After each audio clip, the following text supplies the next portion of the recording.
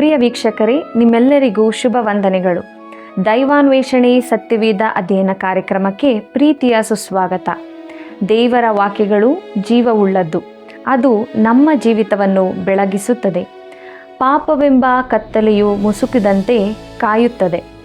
ಪ್ರಿಯರೇ, ವಿಮೋಚನಕಾಂಡ ಪುಸ್ತಕದಲ್ಲಿನ 7ನೇ ಅಧ್ಯಾಯದಲ್ಲಿ ಮೋಶೆಗೆ ಕೊಡಲ್ಪಟ್ಟ ನಿಯೋಗದ ನವೀಕರಣದ ಬಗ್ಗೆಯೂ ಮೊದಲನೆಯ ಬಾಧೆ ಯಾವುದು, ಅವು ಏಕೆ ಉಂಟಾಯಿತು, ಸೈತಾನನ ಶಕ್ತಿ ಹೇಗೆ ಸೋತಿತು ಎಂಬುದನ್ನು ಸವಿಸ್ತರವಾಗಿ ತಿಳಿದುಕೊಳ್ಳಲು ಪ್ರಾರ್ಥನಾಪೂರ್ವಕವಾಗಿ ನಮ್ಮ ಅಧ್ಯಯನವನ್ನು ಪ್ರಾರಂಭಿಸೋಣ.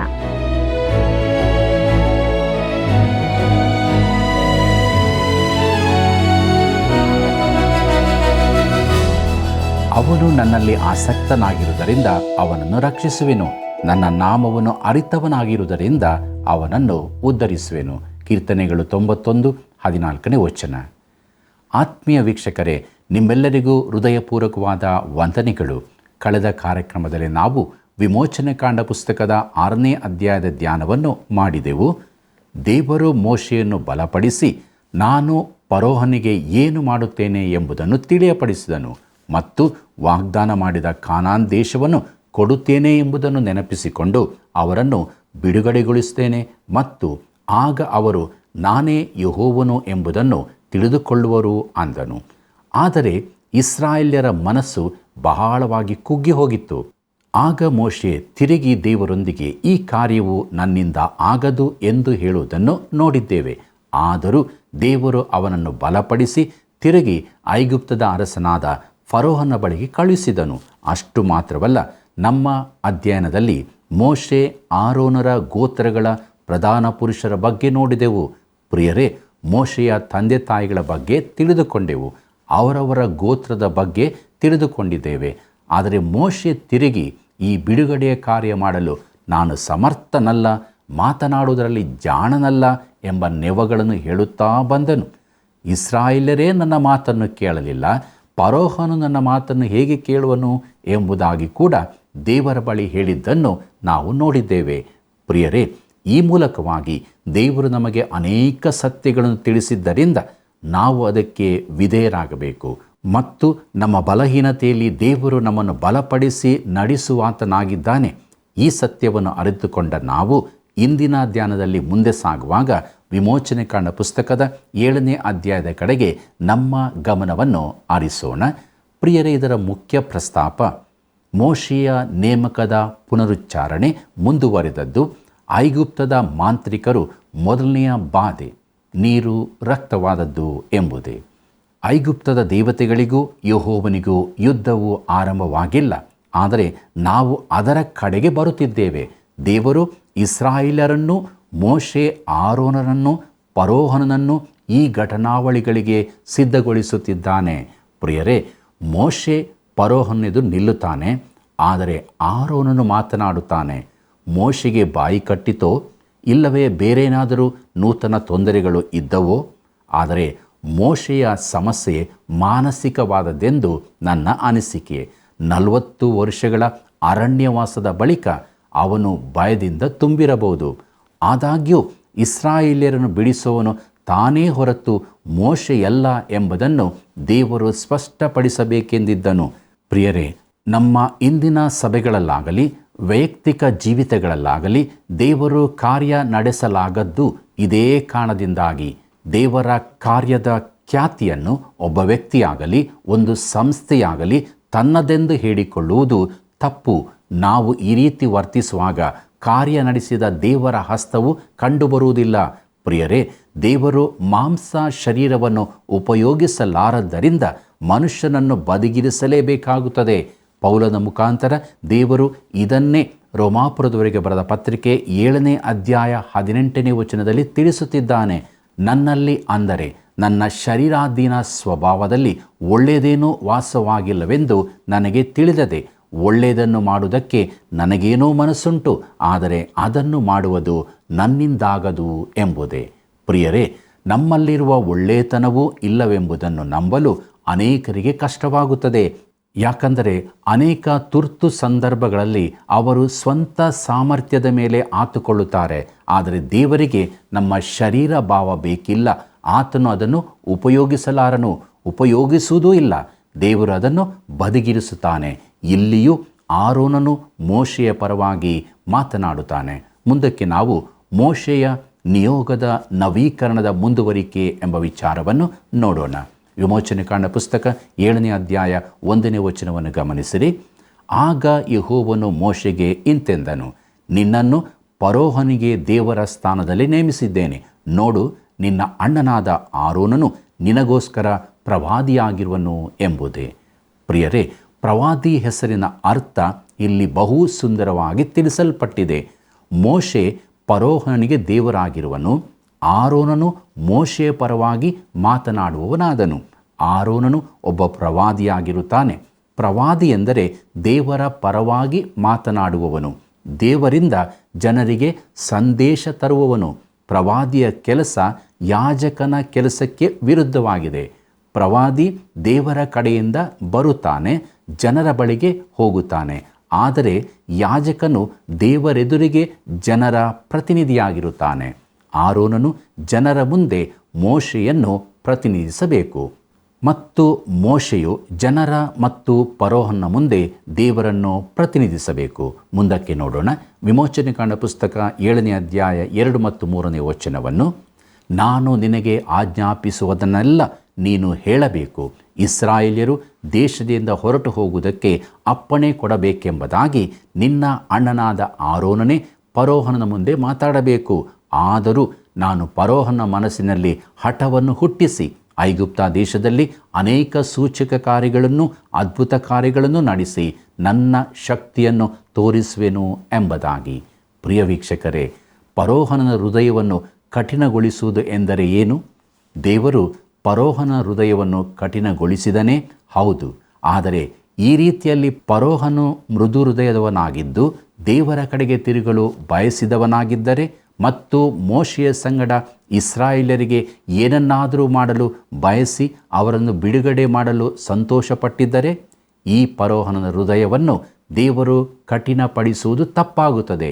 ಪ್ರಿಯ ಸ್ನೇಹಿತರೆ, ಆದರೆ ಆ ರೀತಿಯಾಗಿ ನಾವು ಸತ್ಯವೇದದಲ್ಲಿ ಓದುತ್ತಿಲ್ಲ. ಕಠಿಣಪಡಿಸುವುದೆಂದರೆ ಹಗ್ಗವನ್ನು ತಿರುಗಿಸುವ ರೀತಿಯಾಗಿದೆ. ದೇವರು ಫರೋಹನ ಹೃದಯವನ್ನು ಹೀಗೆ ತಿರುಗಿಸಿದನು. ದೇವರು ತಾನು ಇಚ್ಛಿಸಿದಂತೆ ಫರೋಹನನ್ನು ಮಾಡುವ ಹಾಗೆ ಮಾಡಿದನು. ಫರೋಹನು ಈಗಿನ ರಾಜಕಾರಣಿಗಳಂತೆ ತಾವು ಹೇಳಬೇಕೆಂದಿದ್ದನ್ನು ನೇರವಾಗಿ ಹೇಳುವುದಿಲ್ಲ. ಮನಸ್ಸಿನಲ್ಲಿ ಒಂದು ಇಟ್ಟುಕೊಂಡು ಮಾತಿನಲ್ಲಿ ಬೇರೆಯೇ ರೀತಿ ಇರುತ್ತಾರೆ. ಫರೋಹನನು ಇಸ್ರಾಯೇಲರನ್ನು ಕಳಿಸಿಕೊಡಲು ಇಷ್ಟಪಡಲೇ ಇಲ್ಲ. ಆದರೆ ತಾನೊಬ್ಬ ಒಳ್ಳೆಯ ಅರಸನಾಗಿ ಕಾಣಿಸಿಕೊಳ್ಳಲು ಇಷ್ಟಪಟ್ಟನು. ಎಲ್ಲರೂ ತನ್ನನ್ನು ಒಳ್ಳೆಯವನೆಂದು ಭಾವಿಸಬೇಕೆಂದು ಬಯಸಿದನು. ಆದರೆ ಇಸ್ರಾಯೇಲ್ಯರ ವಿಷಯದಲ್ಲಿ ಕಠಿಣ ಹೃದಯದವನಾಗಿದ್ದನು.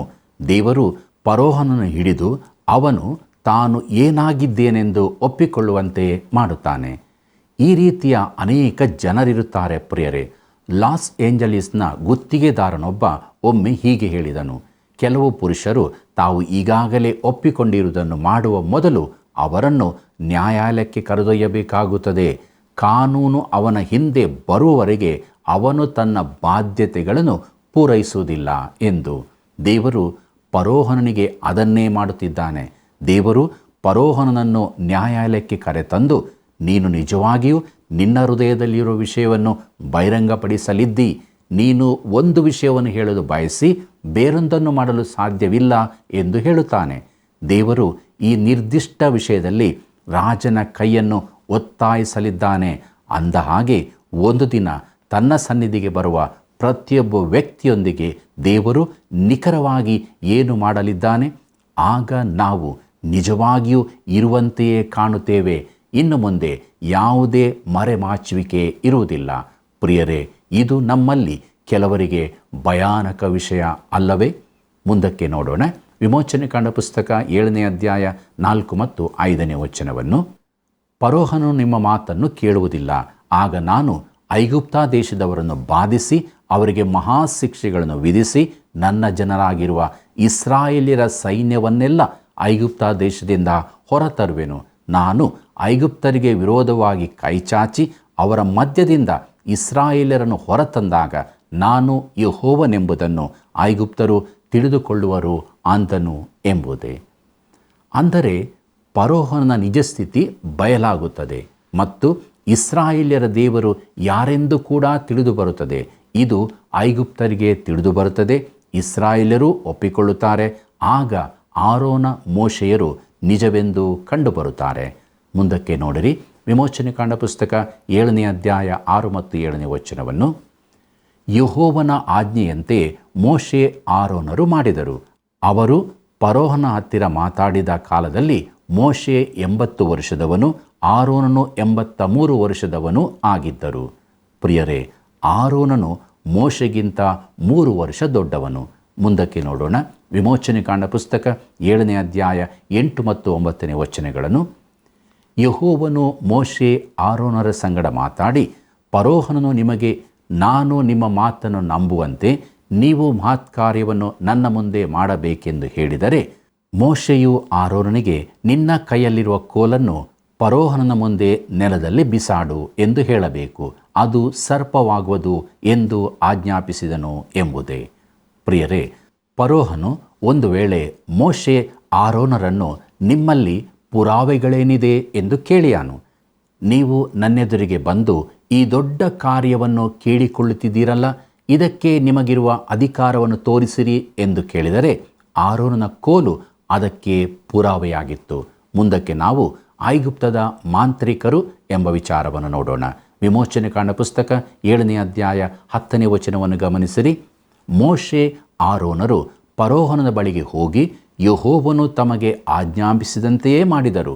ಆರೋನನು ತನ್ನ ಕೋಲನ್ನು ಫರೋಹನನ ಮತ್ತು ಅವನ ಪರಿವಾರದವರ ಮುಂದೆ ನೆಲದಲ್ಲಿ ಬಿಸಾಡಿದಾಗ ಅದು ಸರ್ಪವಾಯಿತು ಎಂಬುದೇ. ಪ್ರಿಯರೇ, ಇಲ್ಲಿ ಸರ್ಪ ಎಂಬ ಶಬ್ದಕ್ಕೆ ಅನೇಕ ಆಕ್ಷೇಪಗಳಿರುತ್ತವೆ. ಯಾಕಂದರೆ ಐಗುಪ್ತದಲ್ಲಿ ಹಾವುಗಳಿದ್ದ ವಿಚಾರ ಎಲ್ಲಿಯೂ ಬರೆದಿಲ್ಲ.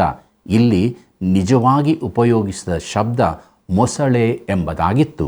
ಮೋಶೆಯ ಕಾಲದಲ್ಲಿ ನೈಲ್ ನದಿಯಲ್ಲಿಯೂ ಸರೋವರಗಳಲ್ಲಿಯೂ ಅನೇಕ ಮೊಸಳೆಗಳಿರುತ್ತಿದ್ದವು. ಆ ಕೋಲು ಮೊಸಳೆಯಾಯಿತು. ದೇವರು ಕಳಿಸಿದ ಬಾಧೆಗಳಲ್ಲಿ ಅನೇಕ ಪ್ರಾಣಿಗಳು ಒಳಗೊಂಡಿತ್ತೆಂದು ನಾವು ನೋಡುತ್ತೇವೆ. ಅಂದರೆ ಐಗುಪ್ತರ ದೇವತೆಗಳು ಪ್ರಾಣಿ, ಪಕ್ಷಿ ಅಥವಾ ಕೀಟಗಳ ರೂಪದಲ್ಲಿದ್ದವು. ಪೌಲನು ಇದರ ಕುರಿತಾಗಿ ಬರೆದಿದ್ದಾನೆ. ರೋಮಾಪುರದವರಿಗೆ ಬರೆದ ಪತ್ರಿಕೆ 1ನೇ ಅಧ್ಯಾಯ 22-23ನೇ ವಚನವನ್ನು ನೋಡಿರಿ. ತಾವು ಜ್ಞಾನಿಗಳೆಂದು ಹೇಳಿಕೊಂಡು ಹುಚ್ಚರಾದರು. ಲಯವಿಲ್ಲದ ದೇವರ ಮಹಿಮೆಯನ್ನು ಬಿಟ್ಟು ಅದಕ್ಕೆ ಬದಲಾಗಿ ಲಯವಾಗುವ ಮನುಷ್ಯ, ಪಶು, ಪಕ್ಷಿ, ಸರ್ಪಾದಿಗಳ ಮೂರ್ತಿಯನ್ನು ಮಾಡಿಕೊಂಡರು ಎಂದು. ಪ್ರಿಯರೇ, ಐಗುಪ್ತರು ಎಲ್ಲವನ್ನು ಮೂರ್ತಿ ರೂಪದಲ್ಲಿ ಮಾಡಿಕೊಂಡರು. ಯಾವುದಾದರೊಂದು ವಿಚಾರವನ್ನು ತೆಗೆದುಕೊಂಡು ಅದಕ್ಕೆ ವಿಗ್ರಹದ ರೂಪ ಕೊಡುತ್ತಿದ್ದರು. ಜೀವನದ ಎಲ್ಲ ವಿಭಾಗ ಸಂಗತಿಗಳಿಗೂ ಒಂದು ದೇವತೆಯಿತ್ತು ಅವರಲ್ಲಿ. ಏಕ ದೇವರ ವಿಚಾರವನ್ನು ಬಹು ದೇವತೆಗಳ ಧರ್ಮವನ್ನಾಗಿ ಮಾಡಿಕೊಂಡರು. ಸರ್ ವಲ್ಲಿಸ್ ಬರ್ಜ್ ಅವರ ಕುರಿತು ಹೀಗೆ ಬರೆದಿದ್ದಾರೆ. ಅವರು ಒಬ್ಬ ಮಹಾದೇವರನ್ನು ನಂಬಿದ್ದರು. ಆತನು ತಾನೇ ಇದ್ದವನು, ನಿತ್ಯನು, ಸರ್ವಶಕ್ತನೂ ಆದವನು. ಆದರೆ ಈ ಮಹಾದೇವರು ಮಾನವರ ವ್ಯವಹಾರಗಳಲ್ಲಿ ತಲೆ ಹಾಕದಷ್ಟು ದೊಡ್ಡವನು, ಬಲಶಾಲಿಯೂ ಆಗಿದ್ದನು. ಆದ್ದರಿಂದ ಆತನು ಈ ಲೋಕದ ಸಕಲ ವ್ಯವಹಾರವನ್ನು ದೇವತೆಗಳ ಸಮೂಹಕ್ಕೆ, ಒಳ್ಳೆಯ ಹಾಗೂ ಕೆಟ್ಟ ಆತ್ಮಗಳಿಗೆ, ಪಿಶಾಚಿಗಳಿಗೆ ಒಪ್ಪಿಸಿಕೊಟ್ಟನು ಎಂದು ನಂಬಿದರು. ಇದು ಐಗುಪ್ತರ ನಂಬಿಕೆಯಾಗಿತ್ತು. ಪೌಲನು ಅಥೇನೆ ಪಟ್ಟಣಕ್ಕೆ ಹೋದಾಗ ಇದನ್ನೇ ಕಂಡನು. ತಿಳಿಯದ ದೇವರಿಗೆ ಎಂದು ಒಂದು ಸ್ಮಾರಕವನ್ನು ಕಂಡನು. ಅಪೊಸ್ತಲ ಕೃತ್ಯಗಳು 17ನೇ ಅಧ್ಯಾಯ 23ನೇ ವಚನವನ್ನು ನೋಡಿರಿ. ನಾನು ನಿಮ್ಮ ಪಟ್ಟಣದಲ್ಲಿ ತಿರುಗಾಡುತ್ತಾ ನೀವು ಪೂಜಿಸುವ ದೇವತಾ ಪ್ರತಿಮೆಗಳನ್ನು ಚೆನ್ನಾಗಿ ನೋಡುತ್ತಾ ಇದ್ದಾಗ ಒಂದು ಬಲಿಪೀಠವು ನನ್ನ ಕಣ್ಣಿಗೆ ಬಿತ್ತು. ಅದರ ಮೇಲೆ ತಿಳಿಯದ ದೇವರಿಗೆ ಎಂದು ಬರೆದಿತ್ತು. ಆದ ಕಾರಣ ನೀವು ಯಾವುದನ್ನು ತಿಳಿಯದೆ ಪೂಜಿಸುತ್ತೀರೋ ಅದನ್ನೇ ನಿಮಗೆ ತಿಳಿಯಪಡಿಸುತ್ತೇನೆ ಎಂಬುದಾಗಿ. ಪ್ರಿಯ ವೀಕ್ಷಕರೇ, ಮಾನವನು ಈ ಎಲ್ಲ ವಿವಿಧ ರೀತಿಯ ದೇವರುಗಳನ್ನು ಪೂಜಿಸುವುದಾದರೆ ಅವನಿಗೆ ಜೀವಿಸುವ ನಿಜ ದೇವರನ್ನು ತಿಳುಕೊಳ್ಳುವುದಕ್ಕೆ ಸಾಧ್ಯವಿಲ್ಲ. ಆದ್ದರಿಂದ ಐಗುಪ್ತರ ದೇವತೆಗಳ ಮೇಲೆ ಹೋರಾಡಿ ತಾನು ಯಾರೆಂಬುದನ್ನು ಅವರಿಗೆ ತೋರಿಸಿಕೊಟ್ಟನು. ಪ್ರಿಯರೇ, ಈ ಭಾಗದಲ್ಲಿ ಸರ್ಪ ಎಂಬುದಾಗಿ ಭಾಷಾಂತರಿಸಲ್ಪಟ್ಟ ಇಬ್ರಿಯ ಮೂಲ ಶಬ್ದವು ಬೇರೆಲ್ಲೂ ಸರ್ಪ ಎಂದು ಭಾಷಾಂತರವಾಗಿಲ್ಲ. ಏಷಾಯ ಹೆಜ್ಕೇಲರ ಪುಸ್ತಕಗಳಲ್ಲಿ ಅದನ್ನು ಮಹಾಸರ್ಪ ಎಂದು ಬರೆದಿದೆ. ಈ ಶಬ್ದವು ಅರ್ಥದಲ್ಲಿ ಸೈತಾನನಿಗೆ ಸಂಬಂಧಪಟ್ಟದಾಗಿದ್ದು ಆದ್ದರಿಂದಲೇ ಅದನ್ನು ಸರ್ಪವೆಂದಾಗಿ ಭಾಷಾಂತರಿಸಿರಬಹುದು. ಆದರೆ ಏನೇ ಇದ್ದರೂ ಐಗುಪ್ತರು ಮೊಸಳೆಯನ್ನು ಪೂಜಿಸುತ್ತಿದ್ದರು. ಅದು ಅವರ ಧಾರ್ಮಿಕ ಜೀವನದ ಬಹುದೊಡ್ಡ ಅಂಗವಾಗಿತ್ತು. ಸೇಬಾಕ್ ಎಂಬುದು ಕೆಟ್ಟದರ ದೇವತೆಯಾಗಿದ್ದು ಅದು ಮೊಸಳೆಯ ತಲೆಯನ್ನು ಹೊಂದಿತ್ತು. ಸೂರ್ಯ ದೇವತೆಗಳ ವೈರಿಯಾದ ಅಪೇಪಿಯು ಆಕಾಶದ ಕೆಳಗಣ ಪ್ರದೇಶದಲ್ಲಿದ್ದುಕೊಂಡು ಪ್ರತಿದಿನವೂ ಸೂರ್ಯನು ಉದಯವಾಗದಂತೆ ತಡೆಯುತ್ತಿರುತ್ತಾನೆ ಮತ್ತು ಅವನು ಮಿಂಚು, ಗುಡುಗು, ಬಿರುಗಾಳಿ, ಚಂಡಮಾರುತ, ಮಳೆ ಇವುಗಳನ್ನುಂಟು ಮಾಡಿ ಸೂರ್ಯನ ಬಿಸಿಲನ್ನು ಮರೆಮಾಡಲು ಮೋಡ, ಮಂಜು, ಹಿಮ ಇವುಗಳನ್ನು ಕಳುಹಿಸುತ್ತಿರುತ್ತಾನೆ. ಐಗುಪ್ತರ ಧಾರ್ಮಿಕ ವಿಧಿಯು ಈ ಅಪೇಪಿಯನ್ನು ನಾಶ ಮಾಡುವುದಕ್ಕಾಗಿ ಇರುತ್ತಿತ್ತು. ಇದು ಅವರ ಪೂಜಾ ವಿಧಿಗಳಲ್ಲಿ ಒಂದಾಗಿತ್ತು. ದೇವರು ತನ್ನ ಮೊದಲ ಹೊಡೆತವನ್ನು ಇದಕ್ಕೆ ವಿರುದ್ಧವಾಗಿಯೇ ಕೊಡುತ್ತಾನೆ. ಹೀಗೆ ಆರೋನನ ಕೋಲು ಒಂದು ಮೊಸಳೆಯಾಗಿ ಮಾರ್ಪಟ್ಟಿತು. ಮುಂದಕ್ಕೆ ನೋಡಿರಿ, ವಿಮೋಚನೆಕಾಂಡ ಪುಸ್ತಕ 7ನೇ ಅಧ್ಯಾಯ 11ನೇ ವಚನವನ್ನು. ಫರೋಹನು ಐಗುಪ್ತ ದೇಶದ ವಿದ್ವಾಂಸರನ್ನು, ಮಂತ್ರಗಾರರನ್ನು ಕರೆಸಿದಾಗ ಆ ಜೋಯಿಸರು ತಮ್ಮ ಗುಪ್ತ ವಿದ್ಯೆಗಳಿಂದ ಅದೇ ರೀತಿಯಾಗಿ ಮಾಡಿದರು ಎಂಬುದೇ. ಪ್ರಿಯರೇ, ಐಗುಪ್ತ ದೇಶದ ಮಂತ್ರಗಾರರು ಆರೋನನ ಕೋಲಿನ ಅದ್ಭುತವನ್ನು ತಾವು ಮಾಡಿದರು. ಅಂದರೆ ಅವರು ಅದನ್ನು ಅನುಕರಿಸಿದರು. ಅವರು ಹೇಗೆ ಮಾಡಿದ್ದರೂ ಕೂಡ ಅದು ನಿಜದಂತೆಯೇ ಕಂಡಿತು. ಪೌಲನು ಇದರ ಕುರಿತು ತಿಮೋತಿನಿಗೆ ಬರೆದಂಥ 2ನೇ ಪತ್ರಿಕೆ 3ನೇ ಅಧ್ಯಾಯ 8ರಲ್ಲಿ ಹೀಗೆ ಹೇಳಿದ್ದಾನೆ: ಎನ್ನ ಎಂಬ್ರ ಎಂಬವರು ಮೋಶೆಯನ್ನು ವಿರೋಧಿಸಿದಂತೆಯೇ ಆ ಮನುಷ್ಯರು ಸಹ ಸತ್ಯವನ್ನು ವಿರೋಧಿಸುತ್ತಾರೆ ಎಂದು. ಈ ಮಂತ್ರಗಾರರು ಸಹ ಜೀವಿಸುವ ನಿಜ ದೇವರನ್ನು ಎದುರಿಸುವವರಾದರು. ಮುಂದಕ್ಕೆ ನೋಡೋಣ, ವಿಮೋಚನೆಕಾಂಡ ಪುಸ್ತಕ 7ನೇ ಅಧ್ಯಾಯ 12 ಮತ್ತು 13ನೇ ವಚನವನ್ನು. ಅವರು ತಮ್ಮ ತಮ್ಮ ಕೋಲುಗಳನ್ನು ನೆಲಕ್ಕೆ ಬಿಸಾಡಲು ಅವು ಸರ್ಪಗಳಾದವು. ಆದರೆ ಆರೋನನ ಕೋಲು ಅವರ ಕೋಲುಗಳನ್ನು ನುಂಗಿಬಿಟ್ಟಿತು. ಯೆಹೋವನು ಮೊದಲು ಹೇಳಿದಂತೆಯೇ ಫರೋಹನ ಹೃದಯವು ಕಠಿಣವಾಯಿತು. ಅವನು ಅವರ ಮಾತಿಗೆ ಕಿವಿಗೊಡದೆ ಹೋದನು ಎಂಬುದೇ. ಪ್ರಿಯ ವೀಕ್ಷಕರೇ, ಐಗುಪ್ತರು ಆರಾಧಿಸುತ್ತಿದ್ದ ಮೊಸಳೆಯ ಮೂರ್ತಿಗಳನ್ನು ಆರೋನನ ಕೋಲು ನುಂಗಿಬಿಟ್ಟಿತು. ಇದು ಫರೋಹನಿಗೆ ಸತ್ಯವನ್ನು ತಿಳಿಸಬೇಕಿತ್ತು, ಆದರೆ ಹಾಗಾಗಲಿಲ್ಲ. ಅವನು ತನ್ನ ಹೃದಯವನ್ನು ಕಠಿಣಪಡಿಸಿಕೊಂಡು ತನ್ನ ಹಠದಲ್ಲೇ ಮುಂದುವರಿದನು. ಮುಂದಕ್ಕೆ ನಾವು ಮೊದಲನೆಯ ಬಾಧೆ ನೀರು ರಕ್ತವಾದದ್ದು ಎಂಬುದನ್ನು ನೋಡೋಣ. ವಿಮೋಚನೆಕಾಂಡ ಪುಸ್ತಕ 7ನೇ ಅಧ್ಯಾಯ 14ನೇ ವಚನದಿಂದ 19ನೇ ವಚನದವರೆಗೆ ಗಮನಿಸಿರಿ. ತರುವಾಯ ಯೆಹೋವನು ಮೋಶೆಗೆ, ಫರೋಹನ ಹೃದಯವು ಮೊಂಡಾಗಿದೆ, ತಾನು ಜನರಿಗೆ ಅಪ್ಪಣೆ ಕೊಡುವುದಿಲ್ಲವೆನ್ನುತ್ತಾನೆ. ಬೆಳಿಗ್ಗೆ ಫರೋಹನ ಬಳಿಗೆ ಹೋಗು, ಅವನು ನದಿಗೆ ಹೋಗುತ್ತಾನಲ್ಲ, ಸರ್ಪವಾಗಿ ಮಾಡಲ್ಪಟ್ಟ ಆ ಕೋಲನ್ನು ನೀನು ಕೈಯಲ್ಲಿ ಹಿಡಿದುಕೊಂಡು ಅವನನ್ನು ಎದುರುಗೊಳ್ಳುವುದಕ್ಕೆ ನೈಲ್ ನದೀ ತೀರದಲ್ಲಿ ನಿಂತುಕೊಂಡು ಹೀಗನ್ನಬೇಕು: ಇಬ್ರಿಯರ ದೇವರಾದ ಯೆಹೋವನು ನನ್ನನ್ನು ನಿನ್ನ ಬಳಿಗೆ ಕಳುಹಿಸಿ ಅರಣ್ಯದಲ್ಲಿ ತನ್ನನ್ನು ಆರಾಧಿಸುವಂತೆ ತನ್ನ ಜನರಿಗೆ ಅಪ್ಪಣೆ ಕೊಡಬೇಕೆಂದು ನಿನಗೆ ಆಜ್ಞಾಪಿಸಿದನಷ್ಟೇ. ಈವರೆಗೂ ನೀನು ಲಕ್ಷ್ಯಕ್ಕೆ ತರಲಿಲ್ಲ. ಆದುದರಿಂದ ಯೆಹೋವನು ಮತ್ತೆ ಹೇಳುವುದೇನೆಂದರೆ, ನೀನು ನನ್ನನ್ನು ಯೆಹೋವನೆಂದು ತಿಳಿದುಕೊಳ್ಳುವುದಕ್ಕಾಗಿ ನನ್ನ ಸೇವಕನ ಕೈಯಲ್ಲಿರುವ ಕೋಲಿನಿಂದ ನೈಲ್ ನದಿಯ ನೀರನ್ನು ಹೊಡಿಸುವೆನು. ಆಗ ಅದು ರಕ್ತವಾಗುವುದು, ನದಿಯಲ್ಲಿರುವ ಮೀನುಗಳು ಸಾಯುವವು, ನದಿಯು ಹೊಲಸು ನಾರುವುದು, ಅದರಲ್ಲಿ ಕುಡಿಯುವುದಕ್ಕೆ ಐಗುಪ್ತರಿಗೆ ಹೇಸಿಕೆಯಾಗುವುದು ಎಂದು ಹೇಳಬೇಕು ಅಂದನು. ಯೆಹೋವನು ಮೋಶೆಯ ಸಂಗಡ ಮಾತಾಡಿ, ನೀನು ಆರೋನನಿಗೆ ನಿನ್ನ ಕೋಲನ್ನು ತೆಗೆದುಕೊಂಡು ಐಗುಪ್ತ ದೇಶದಲ್ಲಿರುವ ಹೊಳೆ, ಕಾಲುವೆ, ಕೆರೆ, ಕೊಳ ಮೊದಲಾದ ನೀರಿರುವ ಎಲ್ಲ ಸ್ಥಳಗಳ ಮೇಲೆ ಅದನ್ನು ಚಾಚು ಎಂದು ಹೇಳಬೇಕು. ಅವನು ಚಾಚುವಾಗ ಆ ನೀರೆಲ್ಲ ರಕ್ತವಾಗುವುದು. ಐಗುಪ್ತ ದೇಶದಲ್ಲೆಲ್ಲ ಮರದ ಪಾತ್ರೆಗಳಲ್ಲಿಯೂ ಕಲ್ಲಿನ ಪಾತ್ರೆಗಳಲ್ಲಿಯೂ ಇರುವ ನೀರು ರಕ್ತವಾಗುವುದು ಅಂದನು ಎಂಬುದೇ. ಪ್ರಿಯ ವೀಕ್ಷಕರೇ, ಐಗುಪ್ತರ ಮೂರ್ತಿ ಪೂಜೆಗೆ ಇದು ಇನ್ನೊಂದು ಹೊಡೆತವಾಗಿತ್ತು. ಪವಿತ್ರ ನೈಲ್ ನದಿಯ ನೀರು ರಕ್ತವಾಯಿತು. ಐಗುಪ್ತರು ನೈಲ್ ನದಿಯನ್ನು ಹಾಪಿ ಎಂದು ಚಿತ್ರಿಸಿದ್ದಾರೆ. ಅದು ಸ್ತ್ರೀಯ ಸ್ತನಗಳನ್ನು ಹೊಂದಿರುವ ಕೊಬ್ಬಿದ ಮನುಷ್ಯ. ಅದನ್ನು ಪೂಜಿಸುತ್ತಿದ್ದರು. ಇದು ಫಲವತ್ತತೆ ಮತ್ತು ಪೋಷಣೆಯ ಶಕ್ತಿಯನ್ನು ಸೂಚಿಸುತ್ತದೆ. ಅವರು ತಮ್ಮ ಗುಡಿಗಳಲ್ಲಿ ಈ ಗೀತವನ್ನು ಹಾಡುತ್ತಿದ್ದರು. ಪ್ರಿಯರೇ, ಸೃಷ್ಟಿಸಿದ ನೆಲಕ್ಕೆ ನೀನು ನೀರುಣಿಸುತ್ತಿ. ನೀನು ಆಹಾರವನ್ನು ತರುವವನು, ಎಲ್ಲ ಒಳ್ಳೆಯದರ ಸೃಷ್ಟಿಕರ್ತನು. ನೀನು ಉಗ್ರಾಣಗಳನ್ನು ತುಂಬಿಸುತ್ತಿ. ನೀನು ಬಡವರನ್ನು ನಿರ್ಗತಿಕರನ್ನು ಆರೈಕೆ ಮಾಡುತ್ತೀ ಎಂದು. ನೈಲ್ ನದಿಯು ಐಗುಪ್ತದ ಜೀವವಾಹಿನಿಯಾಗಿತ್ತು, ಆದರೆ ಈಗ ಆ ನದಿಯು ರಕ್ತವಾಗಿದೆ ಮತ್ತು ಅವರ ಮರಣಕ್ಕೆ ಕಾರಣವಾಗಿದೆ. ಮುಂದಕ್ಕೆ ವಿಮೋಚನೆಕಾಂಡ ಪುಸ್ತಕ 7ನೇ ಅಧ್ಯಾಯ 20 ಮತ್ತು 21ನೇ ವಚನವನ್ನು ನೋಡಿರಿ.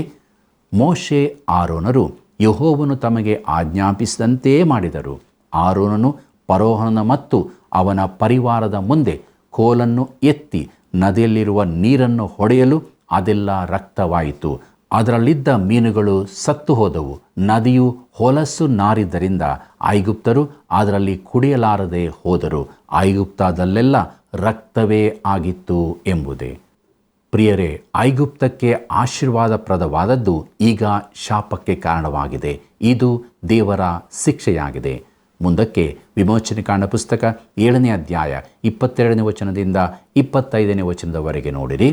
ಆದರೆ ಐಗುಪ್ತ ದೇಶದ ಜೋಯಿಸರು ತಮ್ಮ ಗುಪ್ತ ವಿದ್ಯೆಗಳಿಂದ ಅದೇ ರೀತಿಯಾಗಿ ಮಾಡಿದ್ದರಿಂದ ಫರೋಹನ ಹೃದಯವು ಕಠಿಣವಾಯಿತು. ಯೆಹೋವನು ಹೇಳಿದಂತೆಯೇ ಅವನು ಮೋಶೆ ಆರೋನರ ಮಾತನ್ನು ಕೇಳದೆ ಹೋದನು. ಫರೋಹನು ಆ ಮಹತ್ ಕಾರ್ಯವನ್ನಾದರೂ ಲಕ್ಷ್ಯಕ್ಕೆ ತೆಗೆದುಕೊಳ್ಳದೆ ತನ್ನ ಮನೆಗೆ ಹೊರಟು ಹೋದನು. ಐಗುಪ್ತರೆಲ್ಲರೂ ನದಿಯ ನೀರನ್ನು ಕುಡಿಯಲಾರದೆ ಕುಡಿಯುವ ನೀರಿಗೋಸ್ಕರ ನದಿಯ ಸುತ್ತಲೂ ಅಗಿದರು. ಯೆಹೋವನು ನೈಲ್ ನದಿಯನ್ನು ಹೊಡೆದ ಮೇಲೆ 7 ದಿನಗಳು ತುಂಬಿದವು ಎಂಬುದೇ. ಪ್ರಿಯ ವೀಕ್ಷಕರೇ, ಈ ಬಾಧೆಯು 7 ದಿನಗಳವರೆಗೆ ಮುಂದುವರಿಯಿತು. ತನ್ನ ಜೋಯಿಸರು ಕೂಡ ಹೀಗೆ ಮಾಡಲು ಶಕ್ತರಾದ್ದರಿಂದ ಫರೋಹನನು ಇದು ದೇವರ ಹಸ್ತದ ಕಾರ್ಯವೆಂದು ನಂಬಲಾರದೆ ಹೋದನು. ಇದು ಅದ್ಭುತವಾದ ಸಂಗತಿ. ಅದು ಸೈತಾನನ ಶಕ್ತಿಯ ಪ್ರದರ್ಶನವಾಗಿತ್ತು. ಆದರೆ ಅವರು ರಕ್ತವಾದ ನೀರನ್ನು ಪುನಃ ಒಳ್ಳೆ ನೀರನ್ನಾಗಿ ಪರಿವರ್ತಿಸಲಾರದೆ ಹೋದರು. ಆತ್ಮೀಯ ವೀಕ್ಷಕ ಬಾಂಧವರೇ, ದೇವರು ನಮ್ಮ ಮಧ್ಯದಲ್ಲಿ ಅದ್ಭುತ ಕಾರ್ಯಗಳನ್ನು ಮಾಡುವಾತನು ಆಗಿದ್ದಾನೆ. ಆತನು ನಮ್ಮನ್ನು ಪರಿವರ್ತಿಸಿ ಹೊಸ ಜೀವಿತಕ್ಕೆ ನಡೆಸುತ್ತಾನೆ. ಆದ್ದರಿಂದ ಆತನ ಬಳಿಗೆ ಬರೋಣ, ಆತನ ಆಶೀರ್ವಾದವನ್ನು ಬೇಡಿಕೊಳ್ಳೋಣ, ಪ್ರಾರ್ಥನೆ ಮಾಡೋಣ. ಅದ್ಭುತ ಸ್ವರೂಪನು ಆಲೋಚನೆಕರ್ತನಾಗಿರುವಂಥ ನಮ್ಮ ರಕ್ಷಕನಾದ ಯೇಸು ಸ್ವಾಮಿಯಲ್ಲಿ ತಂದೆಯಾದ ದೇವರೇ, ಪಾಪದಿಂದ ತುಂಬಿದಂಥ ನಮ್ಮ ಜೀವಿತಕ್ಕೆ ಬಿಡುಗಡೆ ಕೊಟ್ಟಾತನು ನೀನು. ಆ ಬಿಡುಗಡೆಯನ್ನು ಹೊಂದಿದವರಾಗಿ ನಮ್ಮ ಜೀವಿತದಲ್ಲಿ ಮಾರ್ಪಟ್ಟವರಾಗಿ ಜೀವಿಸೋದಕ್ಕೆ ಸಹಾಯ ಮಾಡು. ಹಳೆತನ್ನು ಬಿಟ್ಟು ಹೊಸತನ್ನು ಹೊಂದಿಕೊಂಡು ನಿನ್ನ ಹಿಂಬಾಲಿಸೋದಕ್ಕೆ ಸಹಾಯ ಮಾಡು. ಎಲ್ಲ ವೀಕ್ಷಕ ಬಾಂಧವರ ಜೀವಿತಗಳಲ್ಲಿ ನೀನು ಮಹಿಮೆ ಹೊಂದು ಅವರ ಪ್ರಾರ್ಥನೆಗಳನ್ನು ಆಲಿಸು, ಸದುತ್ತರವನ್ನು ಕೊಟ್ಟು ತೃಪ್ತಿಯ ಜೀವಿತ ನಡೆಸು. ಯೇಸುವಿನ ನಾಮದಲ್ಲಿ ಬೇಡಿದ್ದೇವೆ ತಂದೆ, ಆಮೆನ್.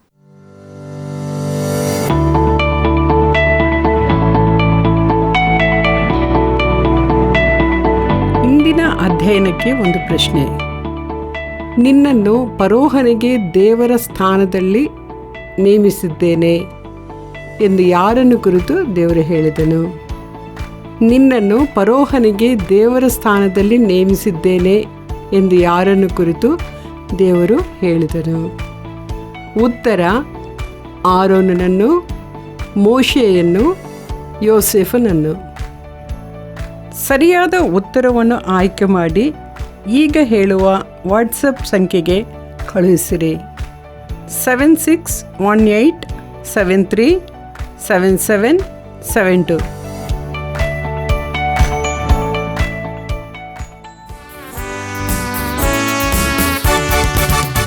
ನನ್ನ ದೇವರಿಗೆ ಯೋಗ್ಯವಾದಂಥ ಪಾತ್ರೆ ನಾನಾಗಿರಲು ಬಯಸುವೆನು. ನನ್ನ ದೇವರಿಗೆ ಯೋಗ್ಯವಾದಂಥ ಪಾತ್ರೆ ನಾನಾಗಿರಲು ಬಯಸುವೆನು. ಕುಂಬಾರನು ನೀನು, ಜೇಡಿ ಮಣ್ಣು ನಾನು. ಕುಂಬಾರನು ನೀನು, ಜೇಡಿ ಮಣ್ಣು ನಾನು. ರೂಪಿಸನ್ನ ನಿನ್ನ ಚಿತ್ತದಂತೆಯೇ, ರೂಪಿಸನ್ನ ನಿನ್ನ ಚಿತ್ತದಂತೆಯೇ. ನನ್ನ ದೇವರಿಗೆ ಯೋಗ್ಯವಾದಂಥ ಪಾತ್ರೆ ನಾನಾಗಿರಲು ಬಯಸುವೆನು.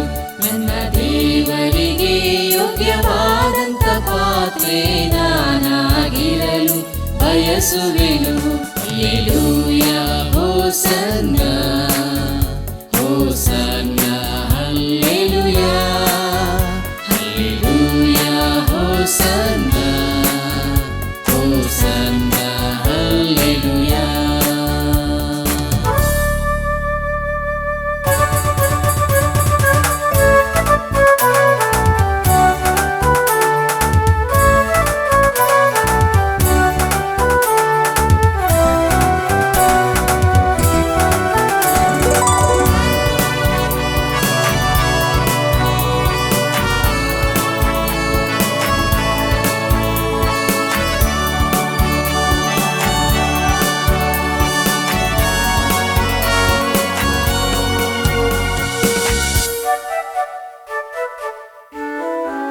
ನನ್ನ ಪಾತ್ರೆಯು ತುಂಬಿ ಹೊರಸೂಸುವಂತೆ ನಿನ್ನ ಕೃಪೆಯನ್ನು ಅನುಗ್ರಹಿಸು.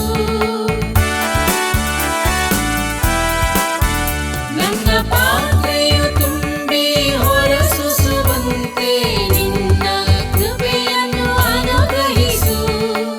ಪವಿತ್ರ ಜೀವಿತ ನಿರ್ಮಲ ಮನಸ್ಸು ಶುದ್ಧ ಹೃದಯ ದಯಪಾಲಿಸು.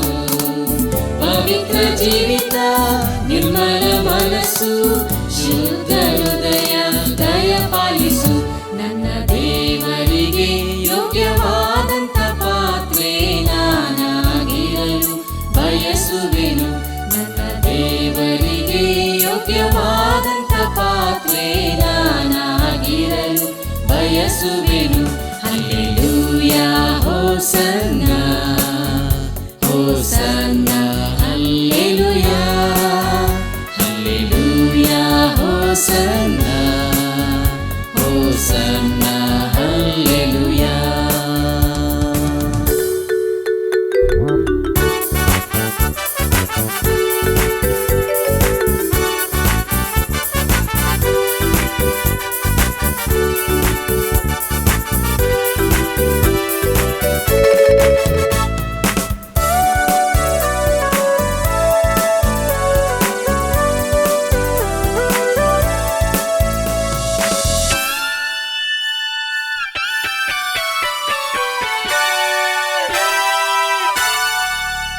ನಿನ್ನ ಪ್ರತ್ಯಕ್ಷತೆ ದಿನದಲ್ಲಿ ನೀತಿವಂತನಾಗಿ ನಿನ್ನ ಮುಂದೆ ನಿಲ್ಲಲು ಶುದ್ಧೀಕರಿಸು. ನಿನ್ನ ಪ್ರತ್ಯಕ್ಷತೆ ದಿನದಲ್ಲಿ ನೀತಿವಂತನಾಗಿ ನಿನ್ನ ಮುಂದೆ ನಿಲ್ಲಲು ಶುದ್ಧೀಕರಿಸು. ಆಗ ದಿನದಲ್ಲಿ ನಿನ್ನ ಸನ್ನಿಧಿಯಲ್ಲಿ ನಿರ್ದೋಷಿಯಾಗಿ ನಾ ಕಾಣುವೆನು. ಆಗ ದಿನದಲ್ಲಿ ನಿನ್ನ ಸನ್ನಿಧಿಯಲ್ಲಿ ನಿರ್ದೋಷಿಯಾಗಿ ನಾ ಕಾಣುವೆನು. ನನ್ನ ದೇವರಿಗೆ ಯೋಗ್ಯವಾದ. ಇಂದಿನ ಅಧ್ಯಯನದಲ್ಲಿ ಮೋಶೆಯನ್ನು ಬಲಪಡಿಸಿದ ದೇವರು ಇಸ್ರಾಯೇಲರನ್ನು ಬಿಡಿಸುವವನು ಮೋಶೆಯಲ್ಲ, ತಾನೇ ಎಂಬುದನ್ನು ಮೋಶೆಗೆ ತಿಳಿಯಪಡಿಸಿದನು. ಯಾಕೆಂದರೆ ಶರೀರ ಭಾವದ ಮೇಲೆ ಹಾಕಿಕೊಳ್ಳುವಾಗ ದೇವರು ಕಾರ್ಯ ಮಾಡುವುದಿಲ್ಲ. ಮೊದಲನೆಯ ಬಾಧೆ ನೈಲ್ ನದಿಯ ನೀರು ರಕ್ತವಾದದ್ದು. ಐಗುಪ್ತ್ಯರು ನೈಲ್ ನದಿಯನ್ನು ಪೂಜಿಸುತ್ತಿದ್ದರು. ಅದು ಅವರ ಜೀವಧಾರವಾಗಿತ್ತು. ಆಶೀರ್ವಾದಪ್ರದವಾದದ್ದು ಈಗ ಶಾಪವಾಯಿತು. ರಕ್ತವಾದ ನೀರನ್ನು ಪುನಃ ಒಳ್ಳೆ ನೀರನ್ನಾಗಿ ಮಾಡಲು ಸೈತಾನನ ಶಕ್ತಿಗೆ ಅಸಾಧ್ಯವಾಯಿತು. ಪ್ರಿಯರೇ, ನೀವು ತಿಳುಕೊಂಡ ಅಮೂಲ್ಯವಾದ ವಿಷಯಗಳನ್ನು ನಮಗೆ ಕರೆ ಮಾಡಿ ತಿಳಿಸುವಿರಾ? ಮುಂದಿನ ಕಾರ್ಯಕ್ರಮದಲ್ಲಿ ಸಂಧಿಸೋಣ. ಕರ್ತನ ಕೃಪೆಯು ಸದಾ ನಿಮ್ಮ ಸಂಗಡ ಇರಲಿ. ಈ ಕಾರ್ಯಕ್ರಮ ನಿಮಗೆ ಇಷ್ಟವಾಯಿತೆ? ಈಗಲೇ ಒಂದು ಮಿಸ್ಡ್ ಕಾಲ್ ಕೊಡಿರಿ. ಮುಂದಿನ ವಿಜೇತರು ನೀವಾಗಿರಬಹುದು.